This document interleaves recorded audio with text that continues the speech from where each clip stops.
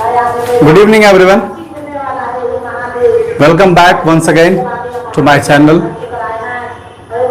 Today we will study political science chapter power sharing as written on whiteboard.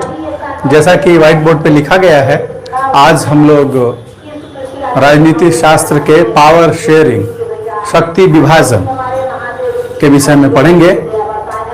Okay, चलते let's start.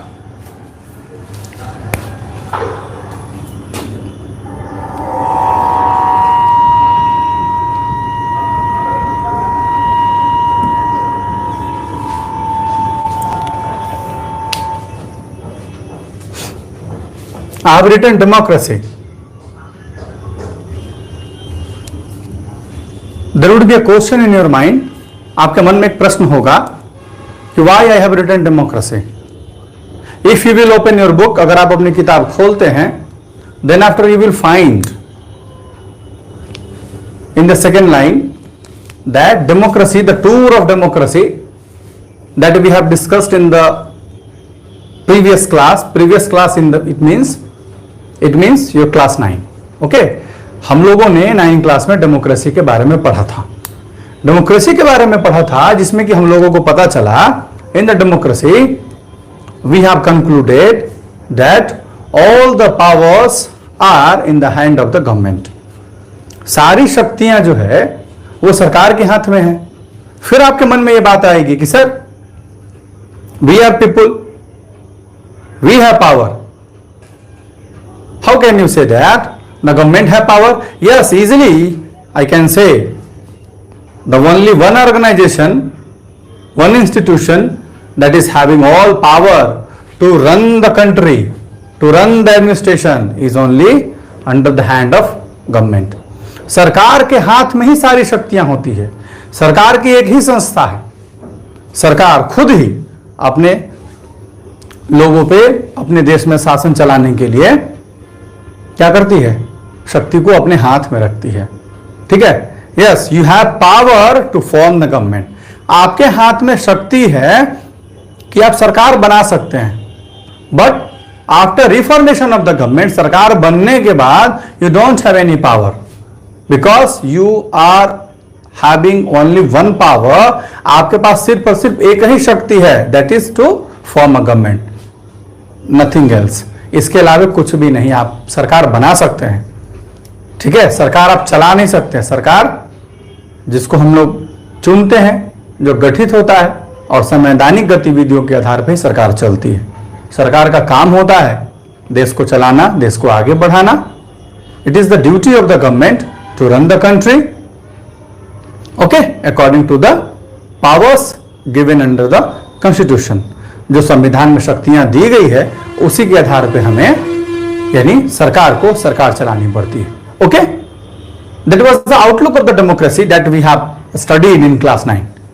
Okay, there was an overlook of the democracy to understand the exact power of the government and power sharing. Okay, तो power sharing में हम पढ़ेंगे कि how power is being shared. शक्ति को कैसे बांटा जाता रहा है and why it is need to share power. क्यों जरूरत पड़ी है पावर शेयरिंग की. जैसे मैं एग्जांपल टू योर होम, आपके घर का ही मैं उदाहरण लेता हूं. Suppose you are asking something to your mother. Your mother is ready. If you go to your father denied. Okay, what it means? क्या मतलब है इसका? It means power of decision at home is distributed among mother and father. बात समझ में आई कि घर में जो डिसीजन लेने की जो शक्ति है, जो अधिकार है, वो मम्मी और पापा में बटा हुआ है. Some of the powers having mother and some of the powers having father, but both are interconnected. लेकिन दोनों लोग एक दूसरे से जुड़े हुए हैं. दोनों लोग एक दूसरे से अलग नहीं हो सकते. जो ही अलग होंगे बाइफरकेट होगा, एडमिनिस्ट्रेशन फेल हो जाएगा. और यही मदर और फादर की हम जो बात कर रहे हैं, आप गौर से समझिएगा, तब हम आपके बुक के कंटेंट पे चलेंगे। We will move the content of your book. हम जिस पावर की बात किए, mother and father, it means A and B, या यूं कहें कि मदर एंड यूं कहें तो फादर। ओके, समझ गए? No any doubt? But why both are interconnected? For decision. For decision. Decision is also a phenomena of power. शक्ति का ही एक प्रकार है, शक्ति की एक प्रक्रिया है, एक प्रचलन है, उसका एक भाग है कि हम आदेश दे सकते हैं, आदेश ले सकते हैं।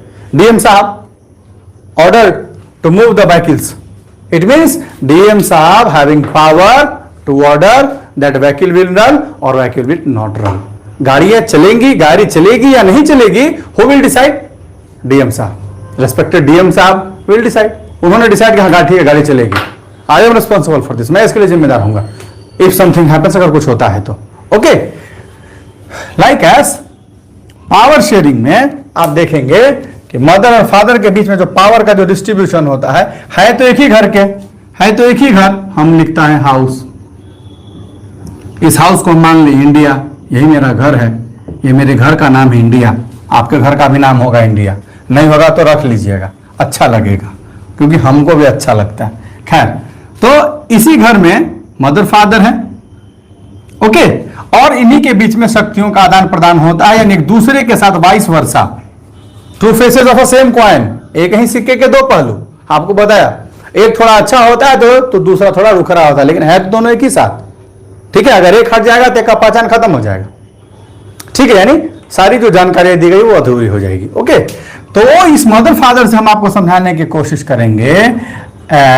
सेंट्रल मदर, इसको यहां ठीक है रहने देते हैं, सेंट्रल एंड स्टेट। ठीक है, ओके। सेंट्रल को आपको और अच्छे से समझने के लिए पॉलिटिकल लैंग्वेज में मैं आपको समझाते चला, यूनियन, संघीय व्यवस्था। आप जानते हैं ना कि इंडिया इज अ क्या, भारत कैसा देश है, भारत कैसा राज्य है, भारत कैसा राज्य है? आप कंफ्यूजन हो जाएगा, भारत भी एक राज्य है। जी बिल्कुल राज्य है। क्यों? लेकिन उसका गठन कैसे हुआ है, जब आप संविधान के बारे में पढ़ेंगे या उसको जब बताया जाएगा तो आपको पता चलेगा क्या, कि भारत एक संघों का प्रदेश है। बात समझ में आई? That's why India is also having a state. क्या भारत की राजधानी कहां है? भारत की राजधानी साइका,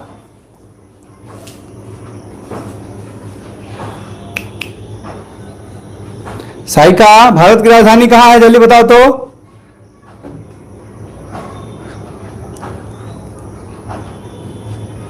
जितने लोग जो बाद में जुड़े हैं, जिनको मैं गुड इवनिंग नहीं कह सका था, very very good evening to all of you. Saika, Delhi, देखिए गलत लिख दी। ओ, आप लोग इतना कॉमन एरर करते हैं। हाँ, नितेश सही लिखा, वाह, मेरे नाम का है ना, फर्क तो पड़ेगा ही। खैर, Saika, this is not Delhi, Delhi is a district. Okay, and the capital of India is new Delhi, Bharat की राजधानी है। ओके, सो करेक्टेड, दोबारा ऐसी गलती नहीं होनी चाहिए, इसका ख्याल रखेंगे आप। हाँ, आस्था तो बाद में लिखेगी, पहले तो वो लिखेगी नहीं, कि पहले वो ऑब्वियसली अगर लिखना होता तो वो दिल्ली ही लिखते, लेकिन वो न्यू दिल्ली लिखी है, क्योंकि पहले जो ही कमेंट आया था हमने उसको, उन्हें मतलब ऐसे ही बोल दिया, उसको वो सुन लिया। खैर कोई बात नहीं, आस्था आप नाराज मत होना कि यहाँ भी हमको लाइव में भी ये सब डांटते रहते हैं, कोई बात नहीं, थोड़ा चेंजिंग होना चाहिए। ठीक है पीयूष, चलते हैं आगे।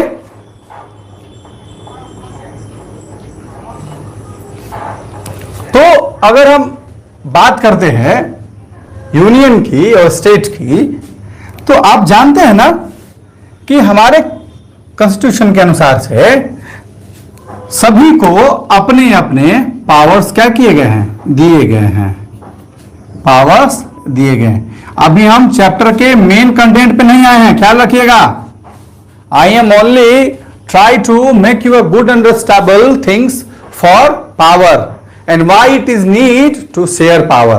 हम आपको शक्ति के बारे में बता रहे हैं और शक्ति को बांटने की क्यों जरूरत है उसके बारे में बात कर रहे हैं. फिर you will find different examples of different countries and different states also. फिर आप किताब में जब आगे बढ़ेंगे तो आप अलग अलग देशों के बारे में पढ़ेंगे जो वहां की शक्तियां दी गई और उन्हें क्यों शक्ति बांटने की जरूरत पड़ी.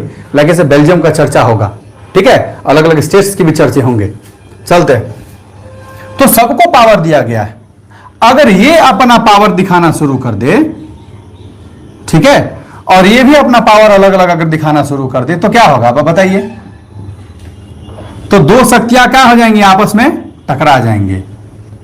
दो शक्तियां आपस में जब टकराएंगी देन आफ्टर क्या होगा, व्हाट विल हैपन, क्रश, लड़ाई शुरू हो जाएगी, क्रश. बात समझ में आई. अगर 9th क्लास में डेमोक्रेसी अगर मैं आपको अच्छे से समझाया होऊंगा और अगर आप ठीक से समझे होंगे तब आपको ये बात समझ में आ गई होगी कि सर ने ऐसा क्यों लिखा और क्या कारण है.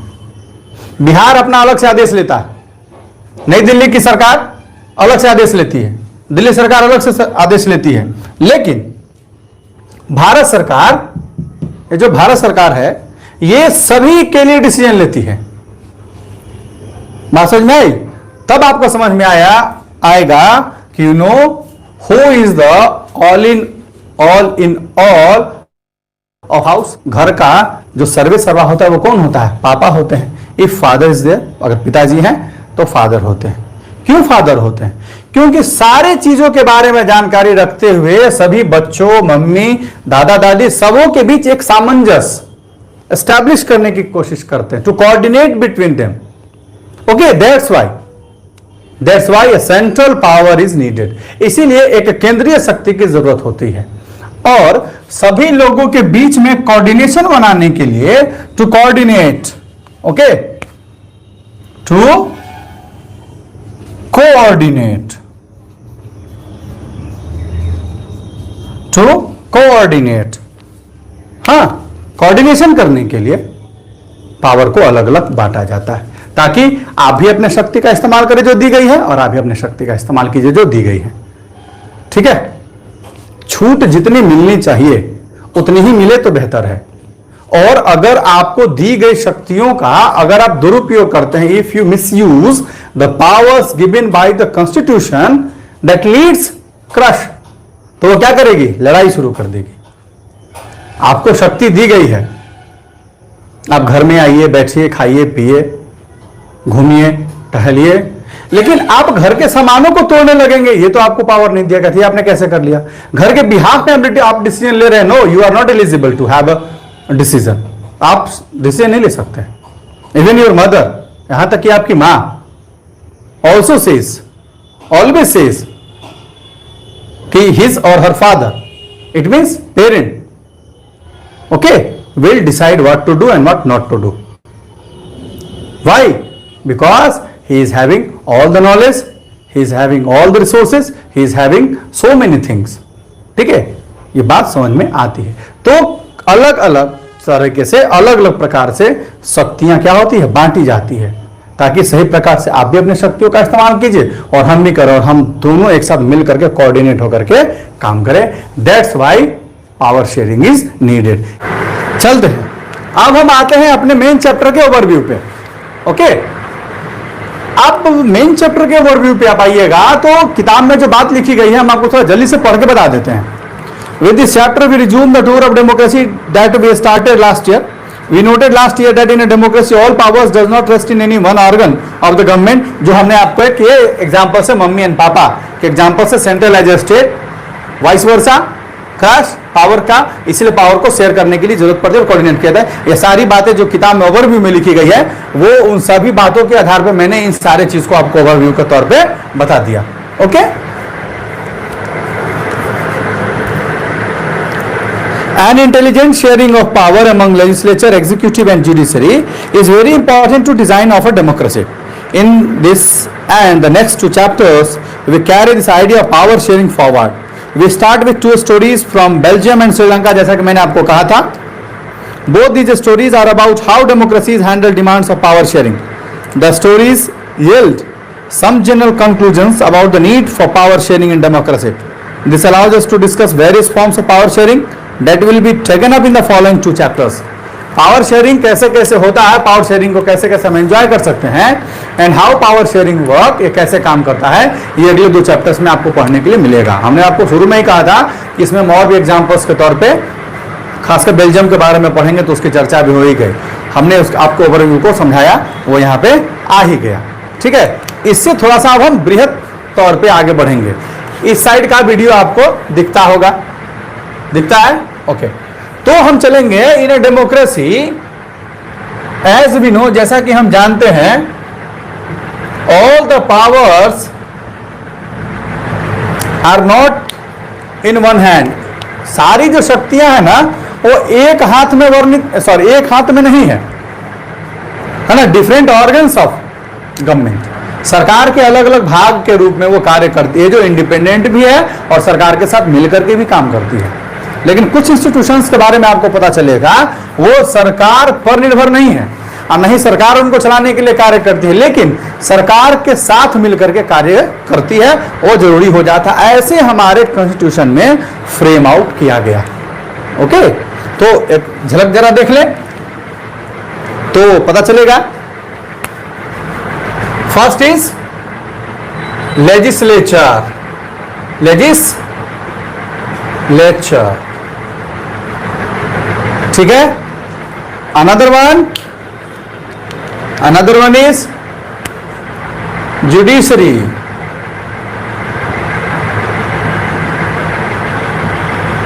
ओके, ठीक है. And another one is, 3 colour से लिख देते हैं, 3 अलग अलग है. लेजिस्लेचर, जुडिशरी, तीसरा क्या आता है चलिए बताइए, एग्जीक्यूटिव, EXECUTIVE, एग्जीक्यूटिव. ठीक है. तो आप देखिए चैप्टर पे मूव करेंगे, लेकिन मेन जो कंटेंट है जो आपके ब्रेन में सेटअप हो जाना चाहिए, जो बैठ जाना चाहिए पावर को समझने के लिए, बाकी तो स्टोरी है. आप सभी जानते हैं कि political science, economics is totally and half of the portion is based on examples to make you good understand. अच्छे से समझने के लिए ये क्या होती है, आपके उदाहरणों के आधार पे सीमित होती है, ताकि आप उसको बेहतर ढंग से समझेंगे. इसीलिए हमने आपको समझाने के लिए मम्मी एंड पापा और बच्चों का उदाहरण लिया, क्योंकि घर से आप बहुत कुछ समझ सकते हैं और सीख सकते हैं. ओके, आगे बढ़ता हूं. लेजिस्लेचर,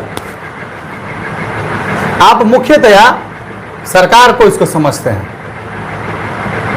सरकार, हिंदी मीडियम वाले भी कुछ बच्चे हैं, ठीक है, इसलिए भी थोड़ा लिखते चलता हूं. और आप ही जानिए आपको इंग्लिश के साथ थोड़ी हिंदी भी आनी चाहिए.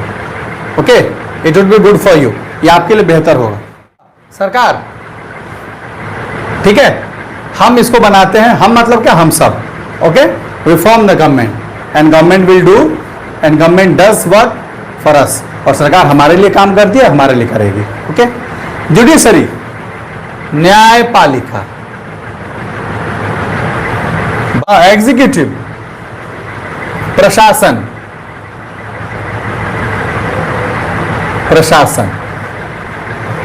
ओके. न्यायपालिका का क्या काम है, judgement.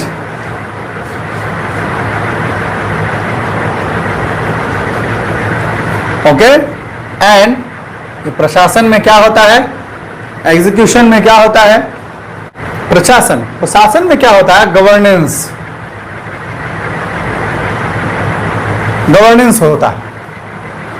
Governance in the sense, मन में आपकी बात आ सकती है, क्या गवर्नेंस होता है, कैसे कार्य किया जाएगा, कार्य करने के बाद क्या हो सकता है, लोगों तक सरकार की योजनाओं को पहुंचाना, उनको लाभान्वित करना. बात समझ में आई? ये सारा चीज गवर्नेंस के अंतर्गत आता है, जिसकी देखरेख सरकार भी करती है. ओके. और आपको एक छोटा सा उदाहरण देता हूं, ठीक है. ये इंडिपेंडेंट है, ये सरकार के नाहत तो आदेश जज, रेस्पेक्टेड जज साहब जितने भी हैं न्यायपालिका के अंतर्गत, उनका काम है न्याय देना, वो न्याय देते हैं. लेकिन सरकार के निर्देशों का पालन करना उनके लिए नहीं है। लेकिन अगर आप देखेंगे तो ये सरकार के अंडर में भी है, क्योंकि जज साहब की जो नियुक्ति होती है, उनका जो पेमेंट होता है, उनका जो कार्य होता है, सब गवर्नमेंट के अंदर ही होता है, ठीक है। लेकिन judiciary is an independent institution, okay. ये बिल्कुल स्वतंत्र संस्था होती है। ये सिर्फ according to the constitution passes, gives judgment on the basis of facts and evidences also, okay। संवैधानिक शक्तियों का इस्तेमाल करते हुए संविधान में दिए गए नियमों, कानून के आधार पे, सबूतों के आधार पे, तथ्यों के आधार पे और बातों के आधार पे, इन सभी चीजों के आधार पे दे पास जजमेंट देते हैं कि ये होना चाहिए और ये नहीं होना चाहिए। बात समझ में आई? चलते हैं। ये इंडिपेंडेंट है, फ्री, ठीक है। तो जजमेंट ये देते हैं। ये सरकार क्या करती है, किस पे आधारित है? पब्लिक। इसका मतलब है कि कुछ शक्तियां हमारे हाथ में भी है, मुट्ठी में हमारा पावर है, ओके। वी पब्लिक, हमारे पास शक्ति है। यहां पे शक्ति की जरूरत नहीं है, खाली यहां भी आपके शक्ति की जरूरत नहीं है। तो यहां पे आप क्या कर सकते हैं? यहां पे आप रिक्वेस्ट करते हैं,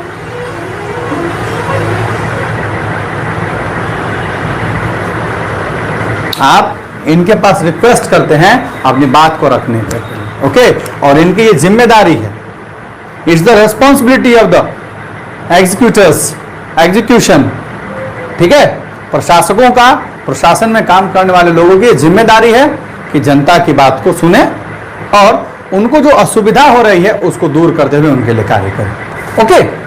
अब आप थोड़ा सा और ध्यान दीजिएगा, तब आप इस चैप्टर को और समझ जाएंगे। क्या अगर ये अपना पावर पूरा इस्तेमाल करने लगे और ये इनके अपने पावर का इस्तेमाल करने लगे और इनके बात को नहीं माने, फॉलो नहीं करे, फिर क्या हो जाएगा? एक बहुत ही बड़ा कंट्राडिक्शन इनके तरफ से इनके ऊपर पैदा हो जाएगा और ये भी कंट्राडिक्ट हो जाएंगे इनके साथ मिलकर के। तो दोनों की जो शक्तियां हैं ना, दोनों की जो शक्तियां हैं, पावर्स, ये क्या हो जाएगा? क्रश में बदल जाएगा, लड़ाई होने लगेगी। क्यों? क्योंकि एडमिनिस्ट्रेटर्स को भी तो पावर दिए गए हैं अकॉर्डिंग टू द कॉन्स्टिट्यूशन, संविधान के द्वारा। डीएम साहब अगर चाहेंगे तो जिले में आना जाना बंद करा देंगे। डीएम साहब को जरूरत पड़ेगी बैंक खुलवाने की, बैंक खुलवा देंगे। डीएम साहब को जरूरत पड़ेगी कहीं जाकर के चेकिंग करने की, कर सकते हैं। And without the prior permission of the district magistrate no one will visit the district without consent of the DM. It means district magistrate, consent मतलब permission, consideration. Without his consideration, no rallies, no parties, no any campaigning जिसको बोलते हैं, कोई भी सभाएं किसी भी नेताजी के द्वारा is not possible. Even if respected Prime Minister and the President sir visits in a place that is under a district, तो होगा एक जिला के अंतर्गत, अगर वो भी आते हैं तो डिस्ट्रिक्ट मैजिस्ट्रेट की प्रायर परमिशन होती है।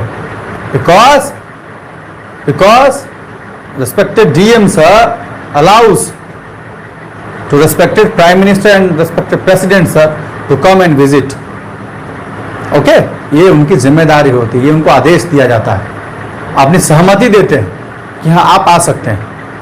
आने के बाद वहां की जो विधि व्यवस्था है, all the administrational work done by the executors, सारी शक्तियों में जो लोग लगे रहते हैं इनके द्वारा उनके देखभाल, उनका काम, इन सभी चीजों को पूरा कराया जाता है, ओके। अगर डीएम साहब अगर अपना पावर इस्तेमाल करना शुरू कर दे तो इलेक्शन के समय में मंत्री, उनका और भी जितने लोग हैं पॉलिटिकल, उनका क्या कोई भी सभा होगा? नहीं होगा। हेलीकॉप्टर से आएंगे? नहीं आएंगे। हेलीकॉप्टर ऊपर ही हवा में उड़ता रह जाएगा, नीचे नहीं आएंगे, आएंगे उनको रोक देंगे, डीएम साहब के पास इतना पावर है, आपको जिला से बाहर कर देंगे, आपको घर में बंद कर देंगे, आप बाहर नहीं आ सकते। ओके, बहुत सारा पावर है उनके पास, उसकी चर्चा तो यहां हम नहीं कर सकते। And not it is a place to discuss the power of DM. DM साहब के पावर के बारे में बात नहीं करना, सिर्फ एग्जीक्यूशन की आपको बात बता रहे हैं। अगर ये अपनी शक्तियों का इस्तेमाल करना शुरू कर दे एग्जीक्यूटर्स, और ये भी करना शुरू कर दे, तो एक दूसरे का कोई बात मानेगा नहीं मानेगा। फिर जब बात ही नहीं मानेगा तो क्या होगा, लड़ाई शुरू हो जाएगी, और जो ही लड़ाई शुरू होगी तो एडमिनिस्ट्रेशन लॉ एंड ऑर्डर बिगड़ जाएगा। तो बीच में यही है, जुडिशरी इंटरफेस करेगी और दोनों की शक्तियों का हवाला देते हुए दोनों को अलग करेगी और दोनों को आदेश करेगी, नॉट ए सिंगल। जिनकी गलती होगी या जहां पे लैप्सेस होंगे उनको आदेश जारी करेंगे कि do like this and you also do like that. आप उसकी तरह और आप इस चीज की तरह कार्य करें। Don't be interface someone's work. किसी का काम है आपको दखलंदाजी करने की जरूरत नहीं। डीएम साहब काम करते हैं, मुख्यमंत्री जी आते हैं बोलने के लिए, क्या मंत्री जी आते हैं बोलने के लिए, क्या सीधे रोकने के लिए नहीं, रिक्वेस्ट करते हैं, बोलते हैं कि ऐसा होना चाहिए, आप ऐसा करवाइए। तो on the basis of the constitution, on the basis of the resources, information, orders, rules, laws, इन सबों के आधार पे एडमिनिस्ट्रेटर्स काम करते हैं और मंत्री साहब की भी बात का ध्यान रखते हैं। क्यों? क्योंकि वो पब्लिक रिप्रेजेंटेटिव होते हैं। पब्लिक रिप्रेजेंटेटिव का मतलब है कि ये पब्लिक ही इनके पास है और ये भी एक पब्लिक का ही भाग है, क्योंकि इनके सहमति से भी सरकार बनती है, इनकी भी भागीदारी होती है। क्यों? क्योंकि ये भी तो वी है। वी है मतलब क्या, ये भी तो जनता है, इनको भी तो अधिकार है, इनके भी अपने नैतिक अधिकार है, मौलिक अधिकार है जो इन्हें दिया गया है, तभी तो ये सरकार बनाए हैं। सरकार में इनकी भी भागीदारी, इसलिए ये भी चाहेंगे कि सरकार हमारे लिए काम करे और सरकार चाहेगी कि हम सबके लिए काम करें। इसमें आपकी सहमति भी जरूरी है। तो इसी के आधार पर पावर क्या होता है, शेयर्ड होता है। और दिख रहा होगा overview, okay, all of it was overview of the power sharing, and topic by topic according to your book we will discuss a brief point. Dividing of power is weakening the country. अगर हम power बांट रहे हैं तो ये हम देश को कमजोर कर रहे हैं। नो, आप देखिए, अगर आप ये कहेंगे कि पावर हमने बांटा है तो कमजोर कर रहे, नहीं, मम्मी पापा को अलग अलग शक्तियां दी गई, यानी सेंट्रल और स्टेट को अलग अलग शक्तियां दी गई, तो इससे देश कमजोर हो गया? नहीं, इससे देश कमजोर नहीं हो रहा है, इससे सारी शक्तियां एक साथ मिल करके देश को स्ट्रांग बना रही है और देश को अलग तरीके से लीड करने का काम कर रही है। और इससे क्या हो रही है, शक्ति अपना पूरा का पूरा रूप दिखा रही है, रिप्रेजेंटिंग द फेस। फेस अपना दिखा रही है कि हु एम आई, मैं कौन हूं, I am power and I am given in the constitution. मैं शक्ति हूं और मैं संविधान में दी गई हूं। इफ यू यूज इट, अगर आप इसका इस्तेमाल करते हैं, then you will have chances, you will have success, you will have opportunities, you will have so many things. Okay, तो जो शक्तियां आपको दी गई हैं उसका आप इस्तेमाल करेंगे तो आपका देश स्ट्रांग होगा, आपका देश कमजोर नहीं होगा। मम्मी पापा अलग अलग शक्ति का इस्तेमाल करेंगे, it mean central and state अलग अलग पावर इस्तेमाल करेगा, तो ये देश को जोड़ेगा ना कि देश को फरकेट करेगा। अगर आपको छोटा सा उदाहरण दे दूं, इसको को कमजोर करने की बात होती तो अभी आप देखिए, एक छोटा सा आपको उदाहरण हम देता हूं। West Bengal and Bihar, New Delhi Haryana, Punjab and Goa, Punjab and Goa. आप जानते हैं ना कि कितने स्टेट लिख दिया हमने, 1 2 3 4 5 6 और भी बहुत सारे हैं। इन 6 स्टेट्स पे अगर आप देखिए तो क्या देखने को आपको मिलेगा, क्या देखने को मिलेगा, व्हाट डू यू फाइंड, क्या प्राप्त होता है आपको, क्या जानते हैं? ऑल आर इंडिपेंडेंट, सब लोग अलग अलग, सबकी शक्तियां अलग अलग है। Yes, of course, all states are having chief ministers, governors also, राज्यपाल हैं, मुख्यमंत्री हैं, उनके मंत्रीगण हैं, एडमिनिस्ट्रेटर्स है, एग्जीक्यूटिव्स है, जुडिशरी भी काम कर रही है। तो फिर ये शक्ति का क्या कर रहे हैं, इनको जो शक्तियां दी गई है इसका इस्तेमाल कर रहे हैं, उससे इनका राज्य क्या हो रहा है, बढ़ रहा है, डेवलप कर रहा है। कर्नाटक, केरल, तमिलनाडु, आंध्र प्रदेश, मेघालय, मिजोरम, असम, लेह लद्दाख, ठीक है, लेह लद्दाख हम बोले कंफ्यूजन होगी आपको, हमको पता है, तेलंगाना, ठीक है, उत्तर प्रदेश, वेस्ट बंगाल, सारे स्टेट्स अपने अपने पावर का इस्तेमाल कर रहे हैं और डेवलप कर रहे हैं, डेवलप हो रहा है, डेवलपमेंट है वहां पे। क्यों है? सही तरीके से पावर इस्तेमाल किया गया। सेंट्रल गवर्नमेंट इनको इंस्ट्रक्शन देती है, instruction in the sense with plans, योजनाओं के मदद से, इनिशिएटिव्स, आविष्कारों की मदद से, facilities, resources and money also, capital also, पैसे से, संसाधन से, योजना से, आविष्कार से, बहुत सारे अगर बात करेंगे तो बहुत सारा बात हो सकता है, घंटों निकल जाएगा इस पर। तो ये सारे लोग मिलकर के कार्य कर रहे हैं और ये जो हमारे देश के अंतर्गत है स्टेट्स, ये हमारे देश को स्ट्रेंथ कर रहे हैं, पैदा कर रहे हैं, उसको शक्ति दे रहे हैं कि इंडिया इतना डेवलप कर रहा है। क्यों? क्योंकि राज्य डेवलप कर रहे हैं और राज्य किसका भाग है? उसी का भाग। घर में शांति है, क्यों? क्योंकि घर अच्छे से चल रहा है। क्यों? क्योंकि सब अपना अपना कार्य करते हैं, सब अपनी अपनी शक्ति का इस्तेमाल करते हैं, कोई एक दूसरे पे थोपता नहीं है, कोई एक दूसरे पर इंटरवेन नहीं करता। ठीक है ना? That's why with the power sharing we are not dividing our country. Power sharing करके हम देश को बांट नहीं रहे, देश को अपने अपने पावर के साथ एग्जीक्यूट करने का मौका देते हैं और ज्यादा डेवलप होने का मौका उन्हें मिलता है और वो डेवलप करते हैं। मदर और फादर के एग्जाम्पल के साथ साथ नीतीश अगर आप देखोगे तो मैंने लिखा भी था, एक जगह को हमने माना जिसको हमने मदर कहा, भी एक दूसरे जगह को हमने माना एज ए पावर के लिए हमने फादर लिखा। ओके, और फादर को हमने डिराइव किया है स्टेट से। ठीक है, that's why I have taken mother and father also, father for state, mother for central. चूंकि हमें मदर लिख दिया था इसलिए हमने सेंट्रल लिखा, चाहते तो उसको फादर कर सकते लेकिन नो प्रॉब्लम। मान लिया कि हाँ सारी शक्तियां मदर के हाथ में है, पावर लेने की है, शक्ति ले सकते हो, इसीलिए सेंट्रल है, इसलिए हमने इसको लिखा कि यूनियन के तौर पर भी और स्टेट के तौर पर भी। क्यों? क्योंकि दोनों की शक्तियां अलग अलग है, दोनों अपने में शक्तियों का इस्तेमाल करते हैं, लेकिन पूरा जो पावर चलता है ना इस घर पे, यानी हमारा जो देश है, हमारा जो अपना घर है, उस पे जो पावर चलता है वो लास्टली किसका चलता है? फादर का ही चलता है, पिताजी का ही चलता है। ठीक है, और अभी भी आप देख रहे हो इस लॉकडाउन में राज्य की भी अपनी शक्ति है, लेकिन सेंट्रल गवर्नमेंट अपनी विशेष शक्ति का इस्तेमाल करे। क्यों? क्योंकि वो शक्ति दी गई है आपातकाल का, वित्तीय स्थिति का, बीमारी का, महामारी का, एजुकेशन का, एवैक्यूएशन का, जो कुछ भी होता है, नेशनल क्लैमिटीज का, फिजिकल क्लैमिटीज का, ओके, डिजीज का, इन सारे चीजों पे संविधान में शक्तियां दी गई है कि all the power will run through the central government and state will only follow. राज्य सरकार को सिर्फ फॉलो करना पड़ेगा, सेंट्रल के किसी बात को नहीं को काटना पड़ेगा। ओके, तो आप देख रहे हैं ना राज्य सरकार केंद्र सरकार की बात को मान रही है। केंद्र सरकार का ही पूरे देश में 25 तारीख तक बंद, तो बंद। कहां राज्य सरकार मना कि नहीं हम नहीं बंद करेंगे, हमारा खुला रहेगा, जरा करके देखिए तो नहीं हो सकता, कॉन्स्टिट्यूशनल भंग हो जाएगा, गवर्नर साहब को प्रेसिडेंशियल रूल लगाना पड़ जाएगा और राज्य में क्या हो जाएगी? पुलिस हट जाएगी और मिलिट्री आ जाएगी। जब ही मिलिट्री आ जाएगी कि सारी शक्ति अपने आप खत्म हो जाएगी और सिर्फ गवर्नर साहब के अंडर में प्रेसिडेंट साहब का क्या चलेगा? रूल चलेगा, बस अपने आप सब कुछ पता चल जाएगा। इसीलिए पावर दी गई है। ओके,